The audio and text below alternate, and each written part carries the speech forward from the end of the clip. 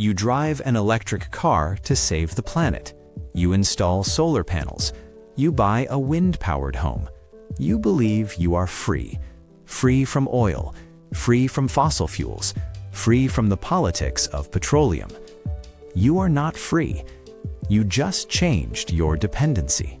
Because every single part of the clean energy revolution, your EV motor, your wind turbine's generator, your phone, your solar inverter, runs on 17 metals called rare earth elements, and 90% of the world's ability to process those metals belongs to one country. China didn't stumble into this position. They engineered it over 40 years in plain sight, and the West watched and did nothing. Neodymium, Dysprosium, Terbium, Praseodymium. These names sound like science fiction, but they are embedded in every device you own. 17 elements, the rare earth elements with unique magnetic and electronic properties unlike anything else on the periodic table. Here's the thing that nobody mentions. They are not actually rare. Cerium is more abundant in the Earth's crust than copper. The problem isn't finding them. The problem is what you have to do to them next. 4x rare earth magnets are 3 to 4 times stronger than conventional magnets at a fraction of the size, making compact EV motors and wind turbine generators possible. Without them, clean energy does not scale. Source: IEEE and NPR 2025.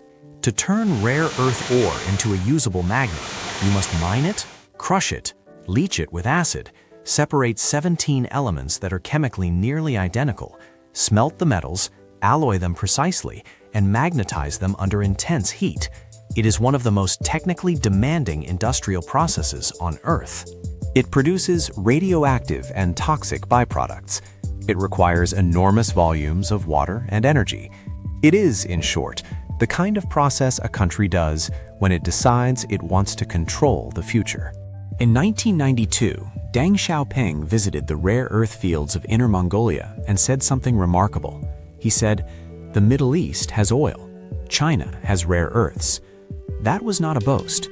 It was a strategy, a 30-year roadmap disguised as a quote. Starting in the 1980s, China began flooding global markets with cheap, rare earth materials, priced so low that American, European, and Australian competitors could not survive. The Mountain Pass mine in California, once the world's largest, shut down in 2002. European processors closed. The global industry consolidated into China. By 2010, China controlled 97% of global rare earth production. Then, in a preview of things to come, Beijing cut export quotas to Japan by 40%. The result was a global price shock and a diplomatic crisis. The world got a warning. The world went back to sleep. In 2015, China announced Made in China 2025, an explicit plan to dominate the entire value chain, not just mining, but refining, alloy production, magnet manufacturing, electric vehicles, wind turbines, and semiconductors. Every link in the chain, simultaneously.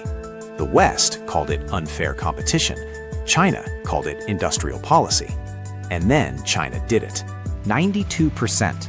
China refines 92% of the world's rare earth elements and manufactures 98% of rare earth permanent magnets, meaning even countries that mine their own ore must ship it to China to process.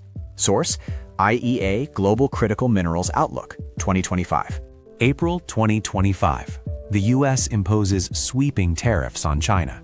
Beijing responds, not with counter tariffs, but with something far more surgical. China restricts exports of 7 critical rare earth elements: dysprosium, gadolinium, lutetium, samarium, scandium, terbium, and yttrium. Within weeks, Ford temporarily halted Explorer production. Rare earth magnet shipments from China fell 74% in a single month. Tesla, Boeing, and defense contractors scrambled for supply. The Pentagon was on the phone. These 7 minerals constitute the backbone of high-performance weapon systems, fighter jets, radar arrays, missile guidance systems. Whoever controls the minerals controls the future. The Diplomat, October 2025. This wasn't just about EVs anymore. F-35 jet actuators, Virginia-class submarines, Tomahawk missiles, MRI machines, humanoid robots, all of them dependent on dysprosium and terbium, two elements for which China holds an absolute monopoly on separation. Not 70%, not 90%, 100%. In October 2025, Beijing expanded the controls again, adding 5 more rare earths to the restricted list, plus the processing equipment, the know-how, and the Chinese personnel who run these systems abroad. In one move, China globalized its regulatory reach. If any part of your supply chain touched Chinese machinery or Chinese expertise, you now needed Beijing's permission to continue. 10 to 15 years. That is the expert consensus for how long it will take the West to build a rare earth supply chain with genuine independence from China, if everything goes right. Source: Adamas Intelligence, Al Jazeera, 2025. The uncomfortable truth was now visible. The entire Western clean energy transition, hundreds of billions of dollars in EVs, wind farms, solar grids, and battery storage, had been constructed on a foundation that Beijing could crack with a phone call. The green dream was built in China, and China just changed the locks. The response has been frantic.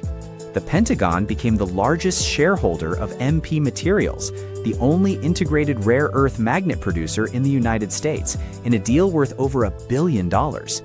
The U.S. government committed $7.5 billion for critical mineral security. Trump signed an $8.5 billion pact with Australia. Deals were pursued in Ukraine, Pakistan, Canada, and Namibia. These moves are real. The money is real. But experts are blunt about the timeline. The U.S. currently imports around 10,000 tons of rare earth magnets annually from China. Europe imports more than 25,000 tons. Demand is growing strongly. These figures will grow by multiples over the next 10 years. Ryan Castellutz, Adamas Intelligence, Al Jazeera, 2025. The fundamental problem is not digging new mines. It is building what China spent 40 years perfecting: the chemical processing plants, the metallurgists, the alloying facilities, the magnet factories, and the environmental frameworks to manage the toxic waste those processes generate. The reason China dominates isn't just strategy. It's also because the West chose not to pay the true cost. Processing rare earths is dirty, toxic, radioactive.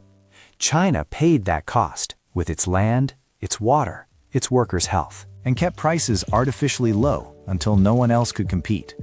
Now the bill is due, and the West is realizing it outsourced the dirty work, and with it, the leverage. 35% Western nations hold 35–40% of global rare earth reserves, but operate only 10 to 15% of global refining capacity. Having the ore means nothing without the ability to process it. Source: University of New South Wales / Al Jazeera, 2025. The green revolution is real. The urgency of climate change is real. The wind turbines, the solar panels, the electric vehicles, they work. They are reducing emissions. That story is true. But so is this one. The clean energy future, as it was built, runs on a supply chain that a single government can interrupt with a policy announcement. The transition away from oil dependence created a new dependence, arguably more concentrated and arguably more vulnerable. History will look back at the 2010s and 2020s and ask one question: how did the most advanced economies on Earth spend trillions building a clean energy system and forget to secure the materials it runs on? The answer is the same answer it always is. It was cheaper not to, until it wasn't. China didn't steal the Green Revolution. We handed it to them, one shipment of cheap processed ore at a time. The trap was always open. We walked in voluntarily.